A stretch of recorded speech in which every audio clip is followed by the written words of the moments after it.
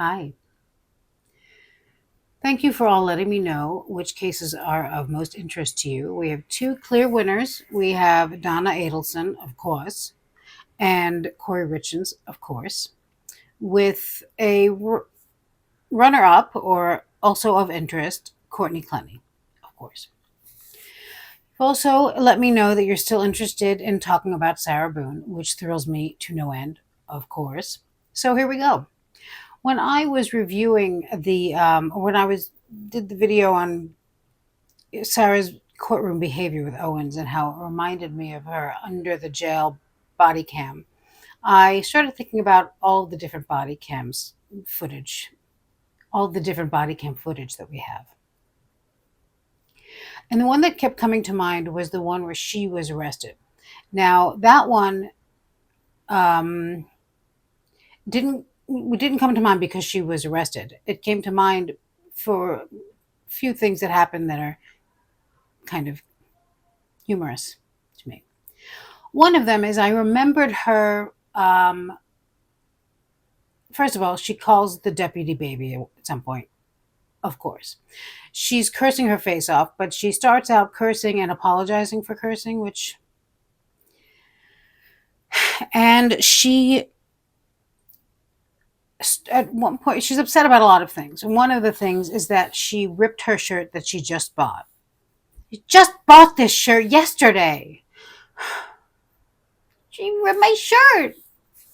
I just bought this shirt yesterday. So I was thinking, I don't even remember what that shirt looked like. Let's take a look at that shirt.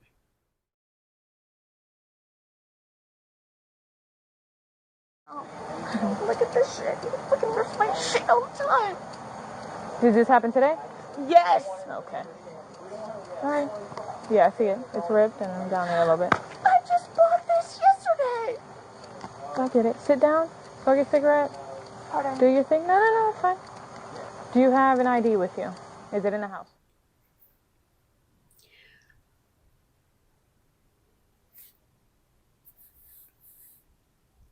This 42-year-old woman just bought this shirt yesterday. First of all, it looks like something you would win at a gas station. Not to be a snob, but Sarah's a huge snob, so I can say what I want. Second of all, she's a 42-year-old woman, and this looks like a t-shirt a 12-year-old boy would wear. And just the whole thing is so typical of her. We know that she loves a stupid t-shirt. This one, I spent more time than I will admit to trying to figure out what's on that t-shirt, what's on the front of that t-shirt. I do not know. If you have any thoughts or input, please let me know. She loves a stupid t-shirt. This we know, a hilarious t-shirt because she's so funny. And when she calls 911 on herself that one time, the last time she calls them, she's wearing a t-shirt that says, "Is ugh an emotion?"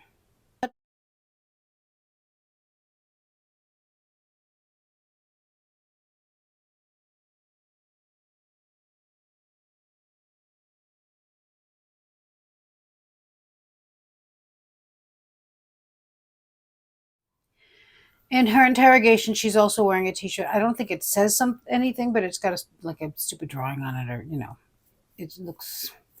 And also in the body cam where she has the cops give her a ride home from her former husband's house to her townhome when she has her son come out and talk to the cops. She's wearing a red t-shirt that says something, but I didn't even let myself try to figure out what it was because I had already spent way too much time on the last one. So we know that she likes a stupid t-shirt.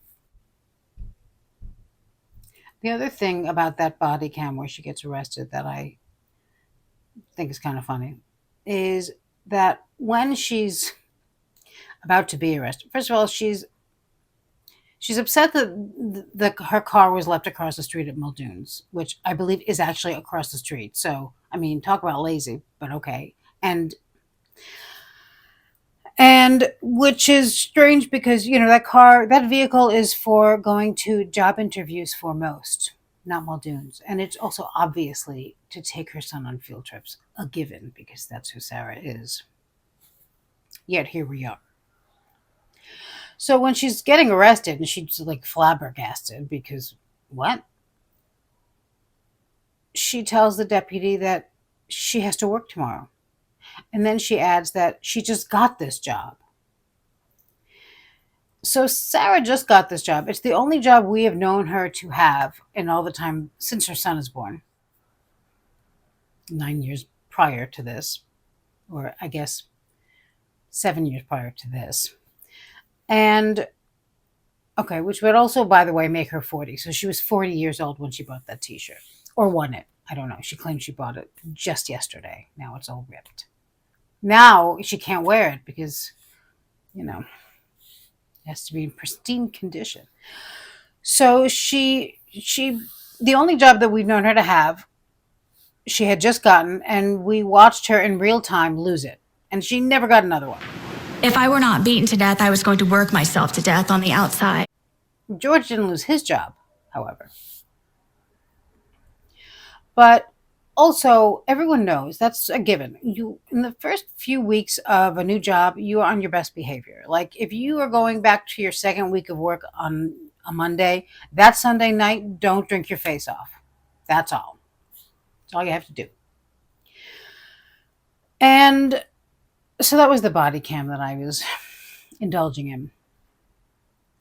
Unrelated, the other thing that I was thinking of is how a lot of people have commented on the fact that Sarah seems to be stunted at, in my opinion, her early teens emotionally. And I would say scholastically, because she can barely write or speak properly. And she writes and speaks like an 11 or 12-year-old trying to sound fancy, maybe 13. When my family were alive and I was going through everything up to this point, I've become so much more closer to the Lord, and it's made me such a better person, and I hope that... So I started thinking, what has she matured? Like since if we're to agree upon, or for the sake of argument, say that she stunted in her early teens, even her mid-teens, how has adulthood shaped her? How has she matured, if at all? And what has she acquired as an adult? And the only thing that I could come up with is she's acquired various, not many, tools of manipulation. So, and some were just happenstance, like her son. So we have her son, her disabled dogs, and her victimhood. Now, her son is a real human being, and her dogs are real dogs, and her victimhood is an apparition. Her being a good mother to her son is an apparition as well, and being a good pet owner. So she uses her dogs a lot. She mentions them, as we know, all the time, even when she shouldn't. She tries to fit them into, and she has others. I mean, up until her trial, she was having other people talk about it, and she was mentioning it, and she does not. You cannot get her white knuckle grip off of that particular manipulation. She will not have it. And in my opinion, those dogs were acquired for that purpose foremost, which is why she never forgets to use them as such. Her son, she uses to manipulate, but not as much because she's not thinking about him enough for it to even come to mind. You can see when it happens. It's usually when she's getting a little desperate or when she remembers. Why would I do this with a 9-year-old son? And I swear to you, I promise you on my son's life, that was already at the bitter end there. And she'll do it, that body cam where she uses them to drive her to her townhome. And also while she's there, get George arrested because, she's there, why not? She tells him, I just want to see my son. I just want to see my son. And he's not buying it. But also, you just left your son. Like, you were just with him. Why didn't you just stay there? And also, why'd you have to? Can you imagine? She went over there that night, went to Brian's house, drunk off her ass, with her son and Brian, stayed there for a couple of hours, I guess, just ruining everything, would be my guess. And then made her little boy come out to talk to the cops. And as if that was going to impress him. They were very nice to him, of course, as they should be. But I don't, if anything, I would say that that gave them an idea of what kind of horrible person they're dealing with. So, because, most people would want to shield their son from, I mean, she should have walked the hell home and called them from her cell phone if she had to. So there's that.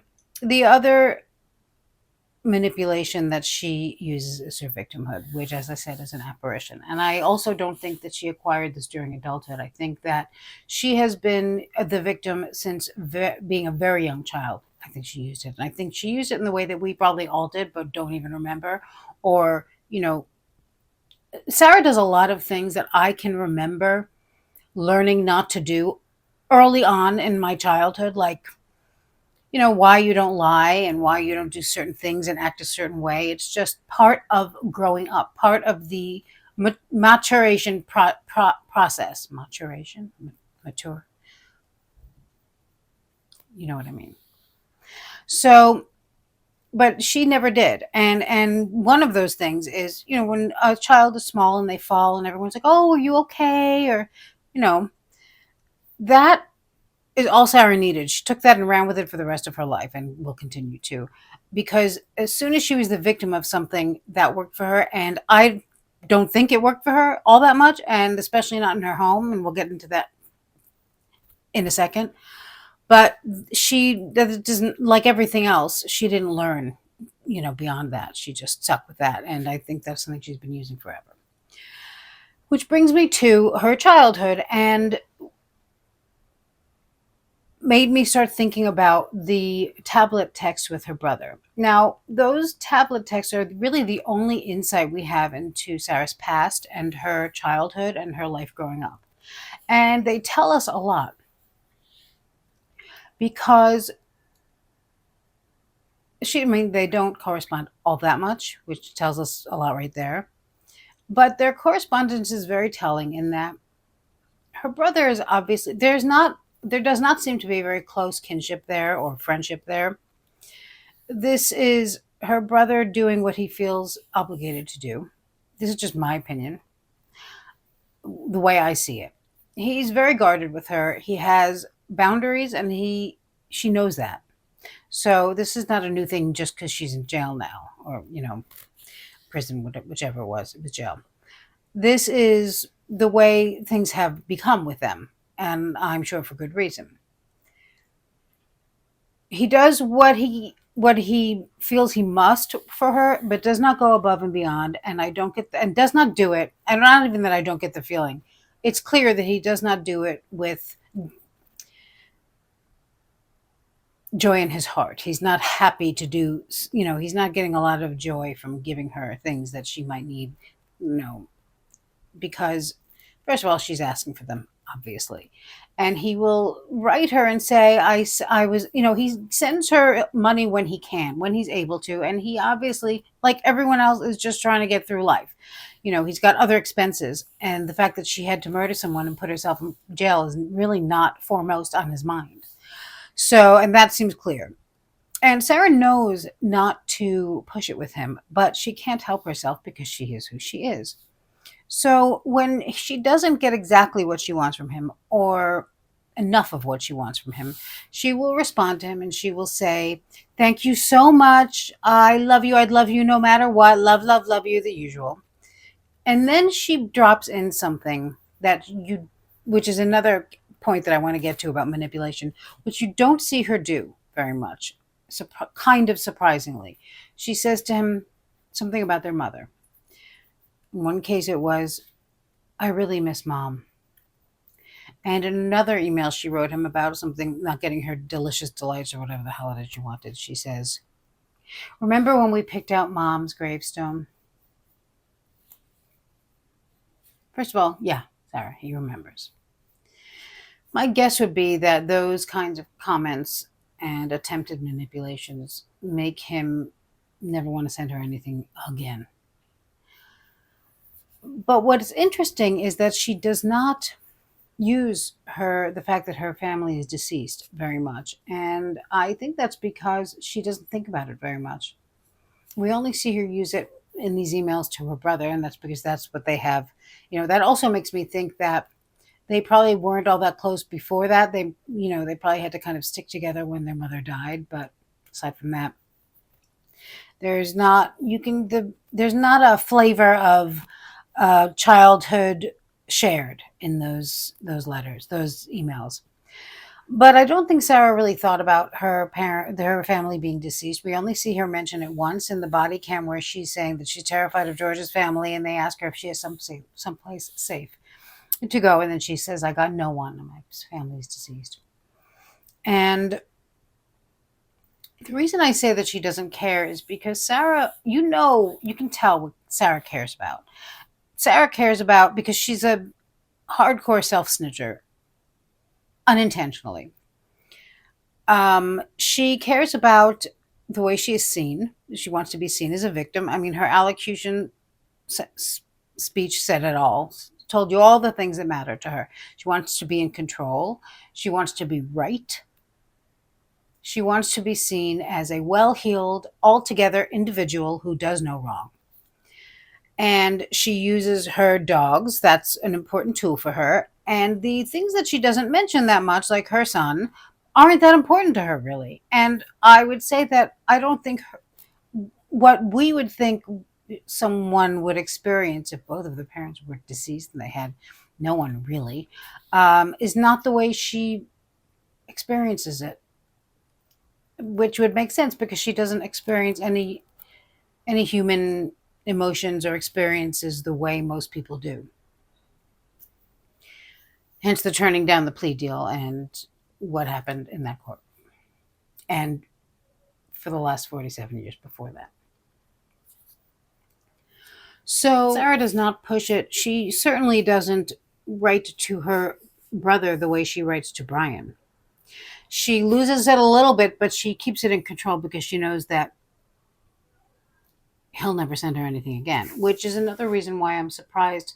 If in fact, I mean, again, we don't know exactly what happened between her and Lana, but if it was Sarah who got angry, the only reason that is surprising is because Sarah seems to be pretty aware of who can send her money and who can't, although she gets in her own way. So it's very possible that she's the one who got angry and, But with her brother, she's on definitely the best behavior I've seen her on. And she tries to keep it pretty controlled with him. She certainly doesn't berate him like she does Brian in her emails to him. I mean, he really gets it the worst. Which brings me to her family, recent to us anyway, and I think recent family court fills, which are a surprise to no one but her, probably. And her dealings with that, her emails to Brian and her letters to the judge there and his lawyer really show what we already know, which is that she is a malignant cancer. And I hope, and this is none of my business and people should do what they want, but I hope that the women who met her whilst incarcerated with her have cut ties, because they are trying to get their lives together, and Sarah will drag you down. She'll drag you down a flight of stairs and call 911 and say you pushed her down them. That's the way she is, and she is a destroyer of worlds. She really is. And no one is safe around her. I've always said that, and I believe it. I'm going to leave you with some footage of Sarah's statements and then the evidence to disprove it, because one of the common themes when we're talking about Sarah is that she does not care what the evidence shows. She says what she says. And before I do that, I'm going to thank you for watching. I will see you very soon. Bye. This is the door leading to the other bedroom upstairs. For wrecking our townhome by breaking windows, punching holes in the walls and doors. Buy from the composite? What is this? This is the hallway. You can see a closet in the hallway and then the door For to one of breaking the or bedrooms. removing the locks from all of the doors and sometimes the knobs altogether. So I had nowhere to feel safe, including the sacred space of my son's room where he beat me bloody on his bed.